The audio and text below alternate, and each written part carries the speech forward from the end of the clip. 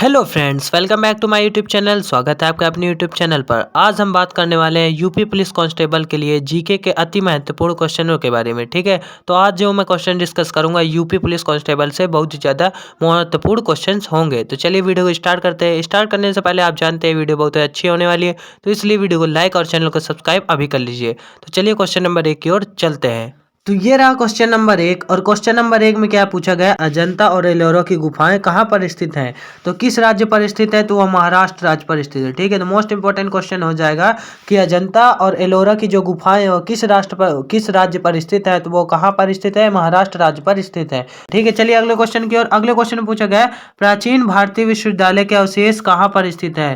प्राचीन भारतीय विश्वविद्यालय के अवशेष कहाँ पर स्थित है? तो आपको पता होना चाहिए कि ये नालंदा विश्वविद्यालय में स्थित है। मोस्ट इंपॉर्टेंट क्वेश्चन है कि सबसे पुराना विश्वविद्यालय कौन सा था? तो ये नालंदा विश्वविद्यालय था। ठीक है, आप इससे अंदाजे लगाइए कि इतना बड़ा विश्वविद्यालय था कि जब इसको जलाया गया था तो यहाँ 6 महीने तक प्रॉपर आग लगी हुई थी। ठीक है, तो यहाँ आग जलते जलते 6 महीने हो गए थे। तो सोचिए कितनी बुक्स वहां रखी होंगी। चलिए अगले क्वेश्चन की ओर। अगले क्वेश्चन में पूछा गया है, मुस्लिम लीग का प्रथम सम्मेलन कहाँ हुआ था? मुस्लिम लीग का प्रथम सम्मेलन कहाँ हुआ था? तो इसका राइट आंसर हो जाएगा अमृतसर में। ठीक है, अमृतसर में प्रथम बार मुस्लिम लीग का प्रथम सम्मेलन हुआ था। चलिए अगले क्वेश्चन की ओर। अगले क्वेश्चन में पूछा गया, किस मुगल सम्राट ने श्रीनगर में स्थित शालीमार बाग बनवाया था? तो किस मुगल सम्राट ने श्रीनगर में स्थित शालीमार बाग बनवाया था? तो इसका राइट आंसर हो जाएगा शाहजहां। शाहजहां ने शालीमार बाग बनवाया था। कहां पर? श्रीनगर में। ठीक है, चलिए अगले क्वेश्चन में। अगले क्वेश्चन में पूछा गया, औरंगजेब ने किस सिख गुरु की हत्या करवाई थी? ठीक है, तो औरंगजेब जो था तो किस सिख गुरु की हत्या करवाई थी? तो गुरु तेग बहादुर जी की हत्या उसने करवाई थी। और कब करवाई थी? 1675 ईस्वी को। 1675 ईस्वी को गुरु तेग बहादुर की हत्या किसने करवाई थी? औरंगजेब ने करवाई थी। चलिए अगले क्वेश्चन की ओर। अगले क्वेश्चन में पूछा गया, विश्व का सबसे बड़ी विस्तार क्षेत्र में नदी कौन है? तो विश्व की सबसे बड़ी विस्तार क्षेत्र यानी फैली हुई क्षेत्र में सबसे बड़ी नदी कौन है? तो इसका राइट आंसर हो जाएगा अमेजन। ठीक है, अमेजन नदी जिसकी लंबाई 6240 किलोमीटर है, विश्व की सबसे विस्तार क्षेत्र लंबाई है। चलिए अगले क्वेश्चन की ओर। अगले क्वेश्चन में पूछा गया है, किस नदी को चीन का शोक यानी किस नदी को चीन का शोक कहा जाता है? ठीक है, क्या चीन का शोक कहा जाता है? किस नदी को? तो हांगो नदी को चीन का शोक कहा जाता है। किस नदी को? हांगो नदी को चीन का शोक कहा जाता है। चलिए अगले क्वेश्चन की ओर। अगले क्वेश्चन में पूछा गया, कौन सी नहर अटलांटिक महासागर को प्रशांत महासागर से जोड़ती है? मोस्ट इंपॉर्टेंट क्वेश्चन है एग्जाम के लिए कि कौन सी नहर जो है जो अटलांटिक महासागर को प्रशांत महासागर से जोड़ती है? तो इसका राइट आंसर हो जाएगा पनामा नहर। पनामा नहर जो है वह अटलांटिक महासागर को प्रशांत महासागर से जोड़ती है। कौन सी? पनामा नहर। चलिए अगले क्वेश्चन की ओर चलते हैं। अगले क्वेश्चन में पूछा गया, किस प्रकार की मिट्टी में कपास की पैदावार अच्छी होती है? किस प्रकार की मिट्टी में कपास की पैदावार अच्छी होती है? तो इसका राइट आंसर हो जाएगा काली मिट्टी। काली मिट्टी में कपास की पैदावार बहुत ही ज्यादा अच्छी होती है। चलिए अगले क्वेश्चन की ओर। अगले क्वेश्चन में पूछा गया, मालवा के पठार के उत्तर पश्चिम में स्थित पर्वत श्रृंखला को क्या कहा जाता है? मालवा के पठार के उत्तर पश्चिम में स्थित पर्वत श्रृंखला को क्या कहा जाता है? तो उसको क्या कहा जाता है? विंध्य पर्वत श्रृंखला। विंध्य पर्वत श्रृंखला कहा जाता है, जो कि मालवा के पठार के उत्तर से पश्चिम में स्थित होते हैं। चलिए अगले क्वेश्चन की ओर। अगले क्वेश्चन में पूछा गया, भारत का संविधान कब से लागू हुआ? मोस्ट इंपॉर्टेंट क्वेश्चन है जो सभी एग्जामों में आता ही रहता है कि भारत का संविधान कब से प्रॉपर लागू हुआ था? तो इसका राइट आंसर हो जाएगा 26 जनवरी 1950 ईस्वी से। 26 जनवरी 1950 ईस्वी से भारत का संविधान प्रॉपर से लागू हो गया था भारत के अंदर। चलिए अगले क्वेश्चन की ओर। अगले क्वेश्चन में पूछा गया, भारतीय नागरिकों के मौलिक अधिकार दिए गए हैं। तो भारत के लोग हैं उनको नागरिक के मौलिक अधिकार दिए गए हैं किस में? संविधान के अंदर किस में दिए गए? संविधान के भाग तीसरे में। संविधान के भाग तीसरे में भारतीय नागरिकों के लिए उनके मौलिक अधिकार दिए गए हैं। चलिए अगले क्वेश्चन की ओर। अगले क्वेश्चन में पूछा गया, भारत के कौन से राष्ट्रपति लगातार 2 कार्यकाल तक अपने पद पर बने रहे?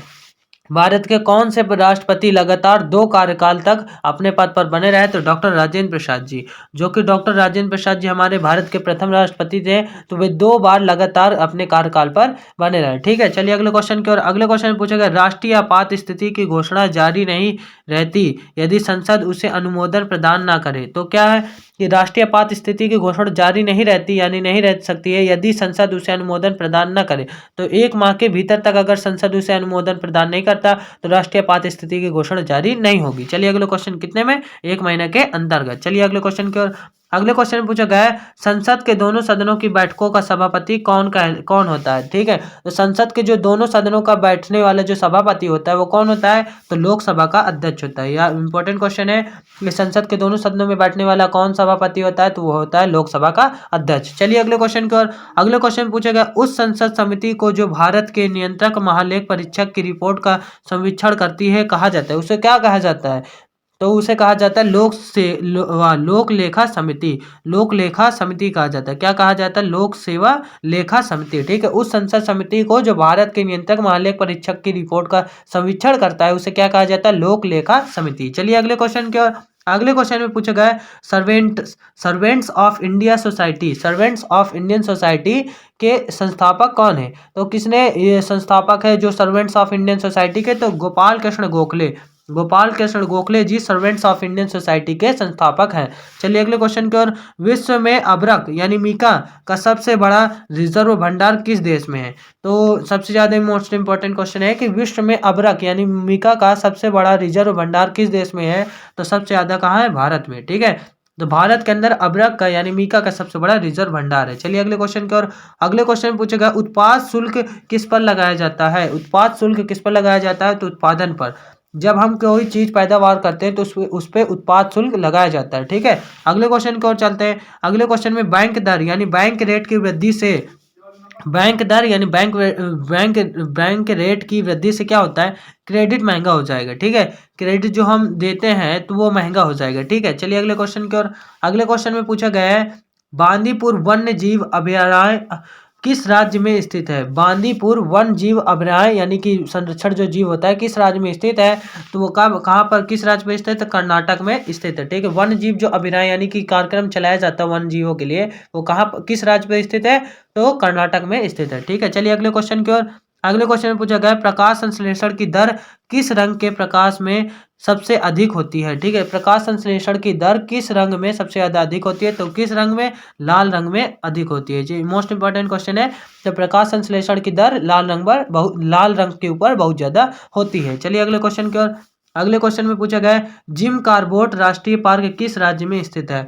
जिम कार्बोट राष्ट्रीय पार्क किस राज्य में स्थित है, तो इसका राइट आंसर हो जाएगा उत्तराखंड में। उत्तराखंड में जिम कार्बोट राष्ट्रीय पार्क स्थित है। चलिए अगले क्वेश्चन में। अगले क्वेश्चन में पूछा गया भारत में राष्ट्रीय राजमार्ग सर्वप्रथम किसके शासन काल में बनाए गए थे। भारत में राष्ट्रीय राजमार्ग सर्वप्रथम किसके शासन काल में बनाए गए थे, तो इसका राइट आंसर हो जाएगा अशोक। अशोक के काल में भारत में राष्ट्रीय राजमार्ग सर्वप्रथम बनाए गए थे। चलिए अगले क्वेश्चन की ओर। अगले क्वेश्चन में पूछा गया खाना पकाने की गैस किस दो गैसों का मिश्रण है। खाना पकाने की गैस किस दो गैसों का मिश्रण है, तो ये हो जाएगा ब्यूटेन तथा प्रोपेन। ब्यूटेन तथा प्रोपेन जब हम सिलेंडर के अंदर जो गैस बनाने वाली गैस जो होती है हमारे घरों में उपयोग की जाती है, तो इनमें दो गैसों का मिश्रण होता है जो कि ब्यूटेन और प्रोपेन का मिश्रण होता है। ठीक है, चलिए अगले क्वेश्चन की ओर। अगले क्वेश्चन में पूछा गया ओजोन परत का अवक्षय मुख्यतः किसके कारण होता है। ओजोन परत का अवक्षय मुख्यतः किसके कारण होता है, तो इसका राइट आंसर हो जाएगा क्लोरोफ्लोरोकार्बन के कारण।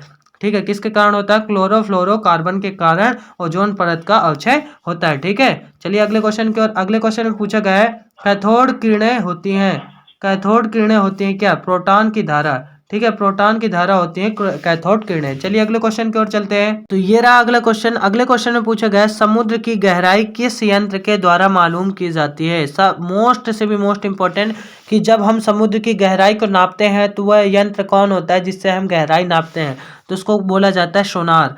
यानी सोनार से हम समुद्र की गहराई नापते हैं। ठीक है, चलिए अगले क्वेश्चन की ओर। अगले क्वेश्चन में पूछा गया आकाश में तारे क्यों टमटमाते हैं। मोस्ट इंपॉर्टेंट क्वेश्चन है कि आकाश में जो तारे हैं वो क्यों टमटमाते हैं, क्योंकि ये साइंस के अंतर्गत आता है। तो वायुमंडल की विभिन्न परतों द्वारा अपवर्तन के कारण। ठीक है, आप ये भी बोल सकते हैं कि अपवर्तन के कारण आकाश में तारे टिमटिमाते हैं, लेकिन अगर ये डिटेल में लिखा हो तो आप बताइएगा वायुमंडल के विभिन्न परतों के द्वारा अपवर्तन के कारण आकाश टिमटिमाते हैं। चलिए अगले क्वेश्चन, आकाश में तारे टिमटिमाते हैं। चलिए अगले क्वेश्चन की ओर। अगले क्वेश्चन में पूछा गया चमगादड़ों यानी बैट्स में पाया जाता है। चमगादड़ों यानी बैट्स में क्या पाया जाता है, पराश्रव्य ध्वनि तंत्र।